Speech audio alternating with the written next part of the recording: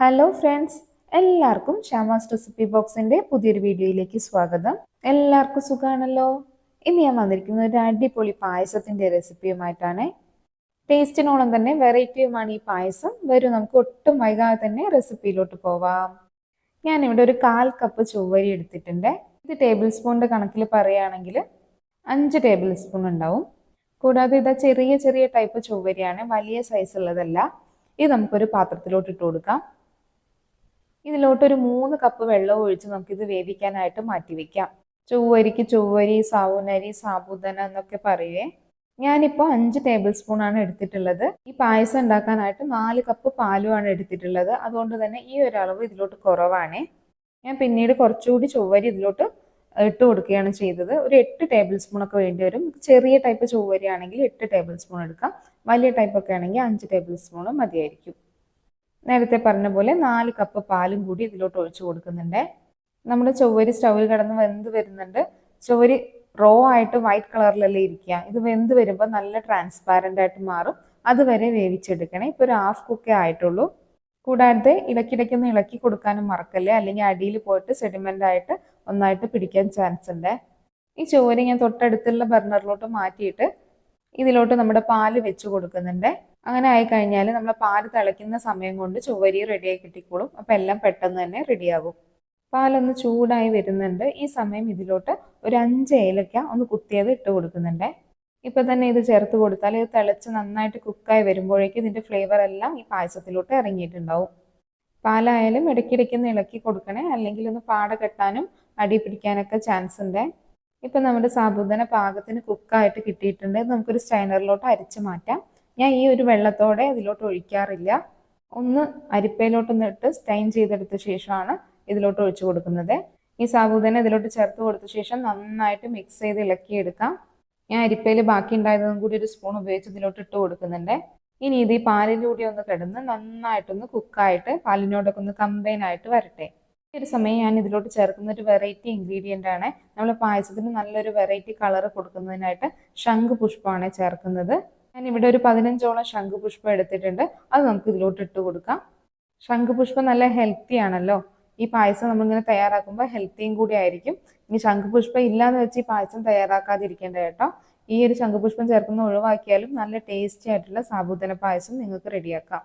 ശംഖുപുഷ്പം ചേർക്കുന്ന ഒഴിവാക്കിയിട്ട് ബാക്കിയുള്ള പ്രൊസീജിയർ ഇതുപോലെ തന്നെ ചെയ്തു കൊടുത്താൽ മതിയേ. ഇതെല്ലാം കൂടി പാലിൽ നന്നായിട്ട് തിളച്ച് ശംഖുപുഷ്പത്തിന്റെ കളറൊക്കെ പാലിലോട്ടും സാബുദനയിലോട്ടൊക്കെ പിടിച്ചോളും. ഇപ്പോൾ തന്നെ കണ്ടില്ലേ, ഇതിന്റെ കളർ ഒന്ന് ലൈറ്റായിട്ട് മാറിയിട്ടുണ്ട്. ഇനി തിളച്ച് വരും തോറും ഇതിന്റെ കളർ ഡാർക്കായിട്ട് വരും. പാലും സാബുദാനയൊക്കെ നന്നായിട്ട് മിക്സായി പാലൊന്ന് കുറുകി വരുന്നത് വരെ ഇതുപോലെ ഇളക്കി കൊടുക്കണേ. ഇപ്പം കണ്ടില്ലേ, നല്ലൊരു ബ്ലൂയിഷ് കളറായിട്ട് വന്നിട്ടുണ്ട്. പാലും ഒന്ന് വറ്റി പായസം കുറച്ച് തിക്കായിട്ടും കിട്ടിയിട്ടുണ്ട്. ഈ സമയം നമുക്ക് മധുരത്തിന് ആവശ്യമായ പഞ്ചസാര ചേർത്ത് കൊടുക്കാം. ഞാനിവിടെ ഒരു 1/2 കപ്പ് ഷുഗറാണ് എടുത്തിട്ടുള്ളത്. ഇപ്പം നമുക്കൊരു 1/2 കപ്പ് ചേർത്ത് കൊടുക്കാം. പിന്നെ എല്ലാം മിക്സായി റെഡി ആവാനായിട്ട് വരുമ്പോഴേക്കും ചെക്ക് ചെയ്ത് നോക്കി ആവശ്യമെങ്കിൽ വീണ്ടും ചേർക്കാവുന്നതാണ്. പഞ്ചസാരയുടെ അളവൊക്കെ നിങ്ങളുടെ ഇഷ്ടത്തിനനുസരിച്ച് കൂട്ടുകയും കുറയ്ക്കുകയും ഒക്കെ ചെയ്യാം. വീണ്ടും ഇതുപോലെ തന്നെ ഇളക്കി പഞ്ചസാരയും പാലും സാബുദനയൊക്കെ നന്നായിട്ട് ജോയിൻ ആവുന്നത് വരെ മിക്സ് ചെയ്തെടുക്കണേ.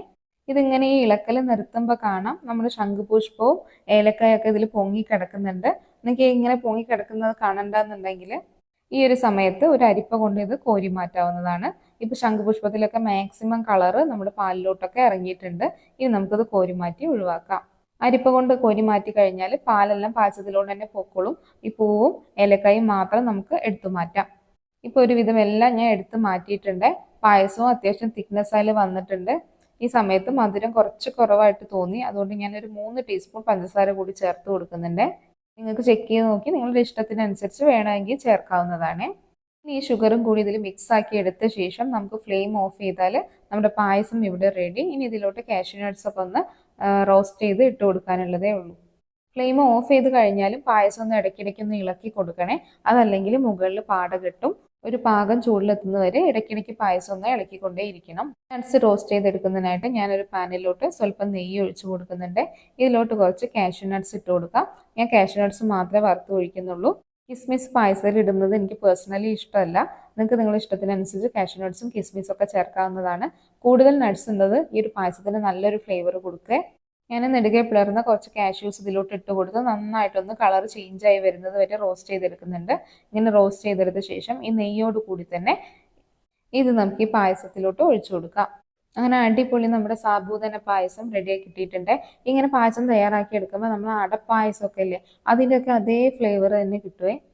അതുകൊണ്ട് അടപ്പായസമൊക്കെ തയ്യാറാക്കുമ്പോൾ അധികം നേരം അടയൊക്കെ കുക്ക് ചെയ്ത് ബുദ്ധിമുട്ടി എടുക്കേണ്ട ആവശ്യമൊന്നുമില്ല. സാബൂദന വെച്ചിട്ട് പായസം ഉണ്ടാക്കിയാലും ഏകദേശം അതേ ഫ്ലേവർ തന്നെ ഉണ്ട്. എനിക്കിതുപോലെ കുറച്ച് ലൂസായിട്ട് പായസം ഇരിക്കുന്നതാണ് കേട്ടോ ഇഷ്ടം. നിങ്ങൾക്ക് നല്ല തിക്നെസ്സിൽ വേണമെങ്കിൽ കുറച്ചുകൂടി സാബൂദന ചേർക്കാവുന്നതാണ്. അങ്ങനെ നമ്മുടെ വളരെ വെറൈറ്റി ആയിട്ടുള്ള സാബൂദന പായസം റെഡി ആയിട്ടുണ്ട്. എല്ലാവരും ഇതുപോലെ ഒന്ന് തയ്യാറാക്കി നോക്കി ഫീഡ്ബാക്ക് കമൻ്റായിട്ട് അറിയിക്കുമല്ലോ. കൂടാതെ റെസിപ്പി ഇഷ്ടപ്പെട്ടാൽ ലൈക്ക് ചെയ്യാനും ഫ്രണ്ട്സിനും റിലേറ്റീവ്സിനൊക്കെ ഷെയർ ചെയ്ത് കൊടുക്കാനും മറക്കല്ലേ. കൂടാതെ ചാനൽ ഇതുവരെ സബ്സ്ക്രൈബ് ചെയ്യാത്തവരുണ്ടെങ്കിൽ സബ്സ്ക്രൈബ് കൂടി ചെയ്ത് സപ്പോർട്ട് ചെയ്യൂ. വീണ്ടും പുതിയൊരു അടിപൊളി റെസിപ്പിയുമായിട്ട് കാണാം. താങ്ക്